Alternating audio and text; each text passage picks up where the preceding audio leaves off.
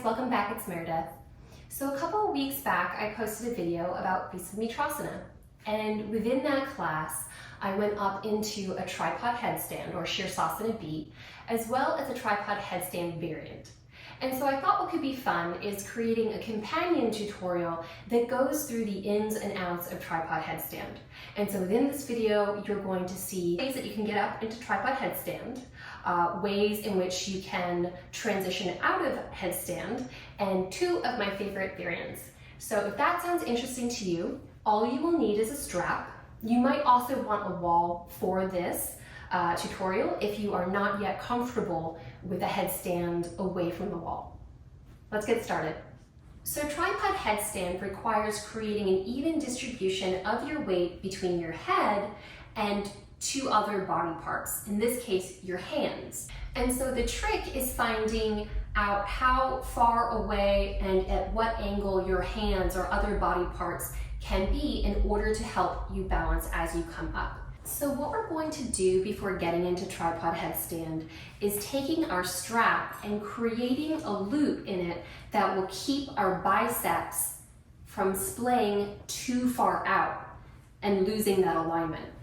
So a good way to judge how far shoulder width distance apart is essentially to come up and bring your knees together, stretch your arms around your knees, and that's usually a good metric. So I'm going to give this a little bit of a tighten myself to keep my arms feeling really snug and secure.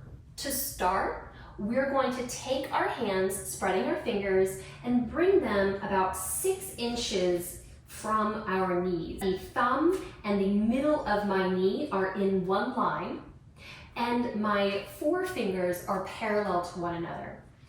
If you feel more comfortable with a bit of variance in this alignment, then I would say pursue what feels comfortable. However, I advise not coming too close together or too far apart, because that's going to affect the balance as you go up. Now the crown of my head, I'm going to place 6 inches in front of my thumbs and in between them, creating that triangle shape. Now for the first time up, why don't we tuck our toes and lift our hips? Now you can stay here and just sort of get used to the sensation, or you can begin to walk your feet towards your thumbs. If you like, then go ahead and bring that left knee to the left tricep, tucking it in as much as you can, and then that right knee will come to your right tricep. Good, drawing the heels to your hips, and then exhale, let's release our feet. Taking your hands out of the strap, we'll come to child's pose. For our second time up, what we're going to look to do is to release the knees from the triceps, drawing them into our abdomen and then playing with height. And so that requires quite a bit of core engagement. Find your hand placement and find your crown placement. Tuck your toes, lift your hips, let's walk our hands in. Left knee, right knee. Now engage the hips and engage the deep core. We're going to bring our tailbone in alignment with the crown and lift the knees.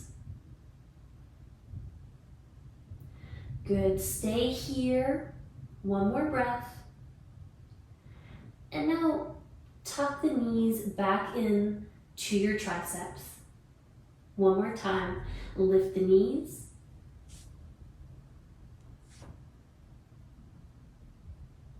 And bring them down. Child's pose. Now, if we're looking to extend our knees higher this time, you can do this with one leg or two at the same time. So place yourself on your mat, tuck your toes, walk your toes closer. Let's bring our left knee to our left tricep and begin to lift the right. Good. Now, if you like, go ahead, begin to lift the left leg to join. Engage the glutes and tuck the tailbone. Let's go ahead and lower the right leg first and set the left on the ground. Good work, child's pose.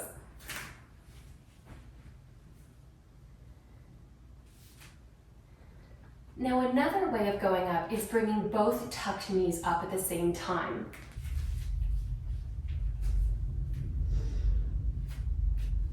Good, we'll start with both knees on our triceps. And then slowly begin to open up through the abdomen.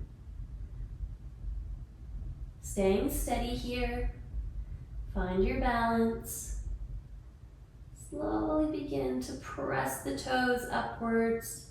External rotation of the legs. Let's come down, bending the knees together. We're going to tuck them into our chest and set them down. Nice, child's pose. The last way to get up is to float both legs up together. This is very similar to Sirsasana A when we floated our legs up as well. It requires you to walk the feet as close as you can to the wrists and to anteriorly tilt your pelvis.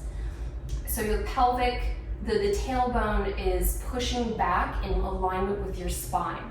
And because your glutes are one of the heaviest parts of your body, your legs will naturally float up once you're in that stacked position. So let's try it now.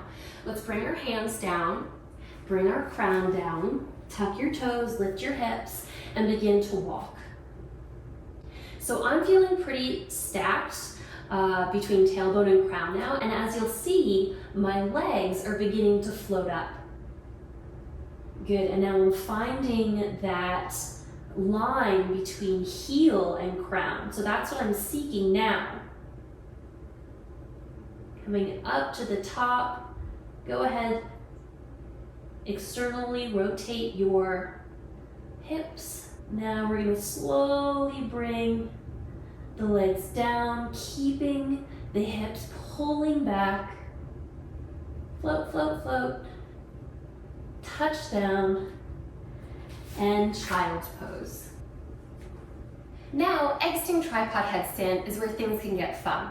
And so I'm going to teach you 2 ways to come out of tripod headstand. The first is a pike down and jump back, and the second is coming into a crow and then jump back. Okay, so let's start at the front of our mat, elbows in. We're going to come up to our tripod. And so what I like to do is pike all the way down, allowing my toes to graze the mat. And on the exhale, send them all the way back and move into my vinyasa. So coming to crow from tripod headstand does take quite a bit of strength. And what you really want to focus on is hollowing out the chest, creating a lot of space along the collarbones. Let's walk through it as we're in tripod. What we're going to do is tuck our knees to our triceps. Okay, so my left one is going to come down first, tucking as far as I can inside the armpit. And did you notice how I kind of pushed my elbow forward in order to catch the knee? Now, suck the belly in, hollow out the chest even more. On the inhale, a sharp inhale, we're going to push away with our hands and our head, okay? 1, 2, inhale. Vinyasa.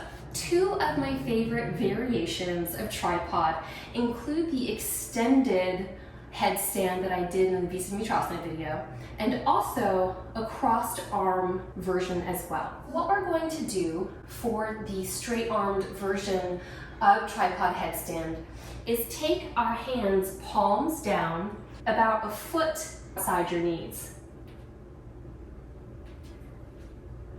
I'm about an arm's length away with the crown of my head in between my hands.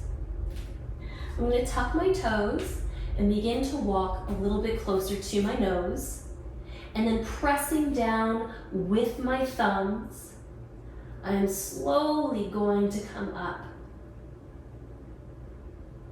Again, searching for that heel to crown alignment.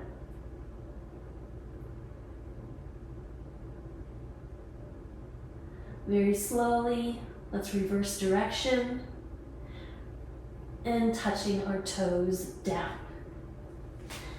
Remember, it is all about finding the triangle between crown and the points of your body on the floor. That straight-armed version was a large triangle, right? And so now I want to play with a smaller triangle. So what I'm going to do is cross my forearms, and I'm going to bring them to my mat. And the edges of my elbow here are going to create the triangle with the crown of my head. My head is about 6 inches away from the center of my forearms. I'm going to tuck my toes, and I'm going to, again, float my feet up. And my elbows are doing a lot of work here. A lot of tension between shoulders, elbows, and forearms, not dissimilarly to Sirsasana A. Good, find that line, and then let's slowly come down. Child's pose. So that is it. I hope you enjoyed it. Do let me know if you have any questions, comments, or suggestions about anything you'd like to see on this channel. I really appreciate you guys, and I will see you on your mats.